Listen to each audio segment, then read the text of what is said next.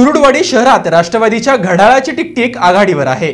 माढा लोकसभेचे राष्ट्रवादी काँग्रेस आय मित्र पक्षाचे अधिकृत उमेदवार संजय शिंदे यांच्या प्रचारासाठी गटातटाच्या पलीकडे जाऊन संजय मामा खासदार म्हणजेच मी खासदार असं घोषवाक्य घेत गांधी आपल्या मनोगतात म्हणाले की माढा लोकसभा मतदारसंघातून संजय मामा शिंदे आपल्या उमेदवार म्हणून प्राप्त झालेले आहेत। हे अत्यंत आपल्या तालुक्याला अशी बाब आहे, महत्त्वाची बाब आहे। सर्वांनी घड्याळाला मतदान करून त्यांना भरघोस मताने विजयी करावे, कारण असं सांगता येईल की आपल्याला गेली 35 वर्ष शिंदे कुटुंबीय हे राजकारणात, समाजकारणात तसेच सामाजिक बांधिलकीने अत्यंत तालुक्याची जिल्ह्याची सेवा करत आहे। आमदार बबनदा आणि मंत्रिपद न घेता तालुक्याला बोगद्याच्या माध्यमातून पाणी प्रश्न सोडलेला आहे। प्रत्येक कार्यकर्ता, पदाधिकारी, पुढारी असो की सामान्य नागरिक आणि तरुण असो की ज्येष्ठ, एका वार्डात मतदारांना वाटण्यात येणाऱ्या माहिती पत्रिका देताना पदयात्रेदरम्यान आलेला अनुभव असून या पदयात्रेचे नियोजन संजय गोरे, निवृत्ती गोरे, दत्ता गवळी यांच्या मार्गदर्शनाखाली करण्यात आले होते। यावेळी कुरुडवाडी राष्ट्रवादी पार्टीचे शहराध्यक्ष दत्ता गवळी यांनी आपले मनोगत मांडताना म्हणाले की 40 माढा मतदारसंघामध्ये राष्ट्रवादी काँग्रेस महाआघाडीचे उमेदवार संजय मामा शिंदे उभे आहेत। तरी आपण सर्वांनी संजय मामा शिंदे यांना प्रचंड बहुमताने विजयी करावा। देवीचे मंदिर ते वागळे हॉस्पिटल परिसरात रिक्षाद्वारे पुकारत होम टू होम प्रचार करताना कुरुडवाडी महानगरपालिकेचे गटनेते तथा नगरसेवक संजय गोरेंसह निवृत्ती गोरे, माजी आमदार विनायकराव पाटील, युसुफ दाळवाले, डिसले, आनंद हनवते, अशोक चव्हाण, मेघराज गोरे यांच्यासह पदाधिकारी, कार्यकर्ते मोठ्या संख्येने उपस्थित होते। 43 लोकसभा मतदारसंघातील राष्ट्रवादी काँग्रेस, आरपीआय, स्वाभिमानी पक्ष, कवाडे गट, काँग्रेस पक्ष या सर्वांच्या महायुतीचे अधिकृत उमेदवार संजय मामा शिंदे हे लोकसभेचे अधिकृत उमेदवार असून मामा खासदार म्हणजेच मी खासदार आहे याप्रमाणे सगळ्या तालुक्यातील, सगळ्या मतदारसंघातील जनता हे चांगल्या मताधिक्यानं मामाला निवडून देतील आणि मामा 100% खासदार झाल्याशिवाय राहणार नाही।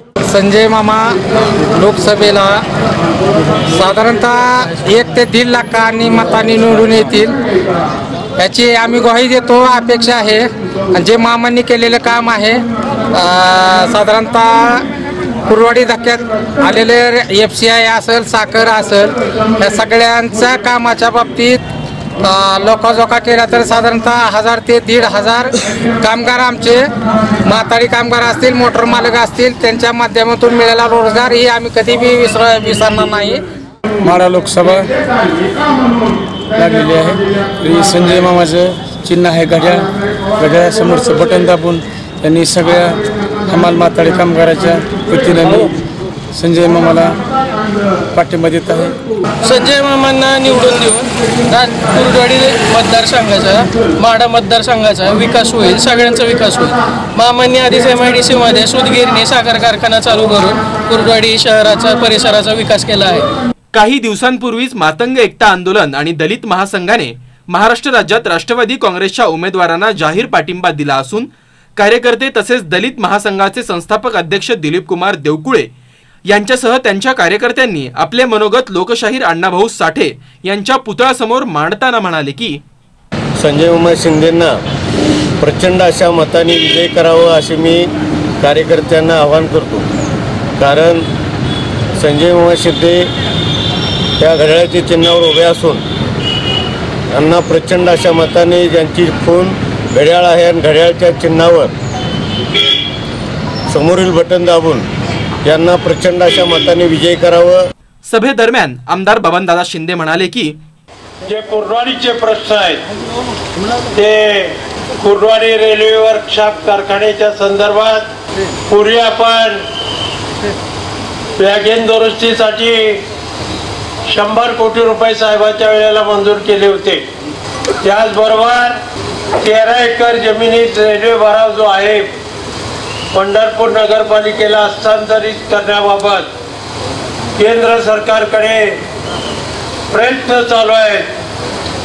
ते प्रयत्न भविष्य काळामध्ये नगरपालिकेला ती जागा मिळावी अशा दृष्टीने प्रयत्न होणं गरजेचं आहे।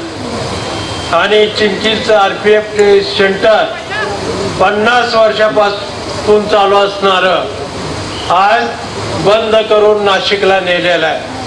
म्हणजे अशा पद्धतीनं त्या सरकारच्या कालावधीमध्ये चांगल्या गोष्टी करण्याच्या ऐवजी अशा काही गोष्टी घडलेल्या आहेत. आणि त्या सरकारने अनेक आश्वासनं दिली. एक, सर्व कर्जमाफी, डिजिटल इंडिया, आणि दुसरं काय, मेक इन इंडिया. किती हजार कोटी, 20,000 कोटी, 10,000 कोटी, आणि दरवर्षी 2 कोटी लोकांना नोकऱ्या देऊ असं आश्वासन दिलं. किती लोकांना नोकऱ्या दिल्या? एकाही लोकाला नोकरी दिली. आपल्या भाषणात रश्मी बागल यांनी आपलं मनोगत व्यक्त केलं.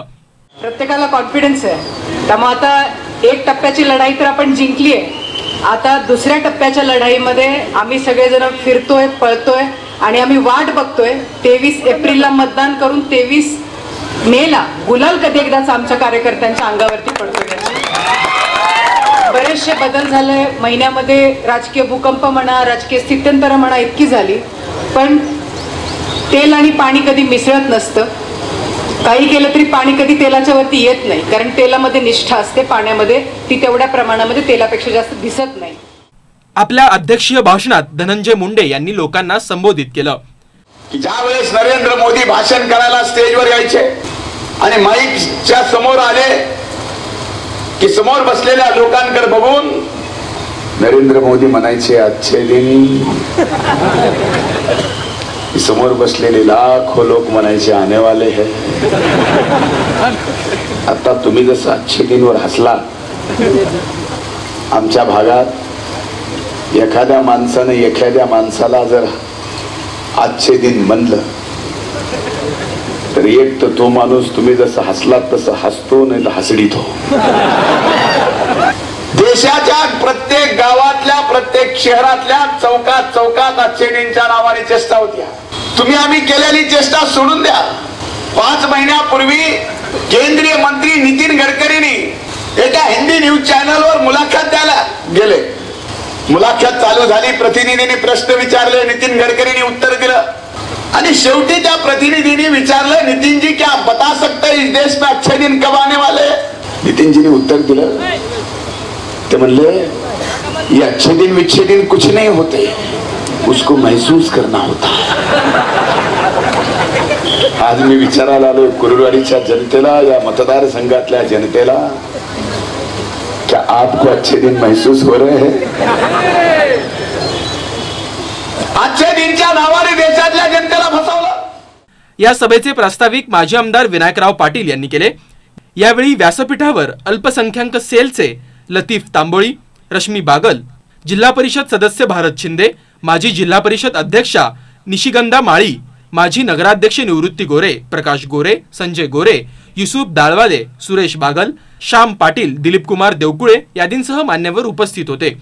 सभा यशस्वीपणे पार पाडण्यासाठी गफूर दाळवाले, आनंद साळुंके, संजय बागल, श्याम पाटील, नाईकवाडे देशमुख आदींसह कार्यकर्ते पदाधिकारी यांनी परिश्रम घेतले.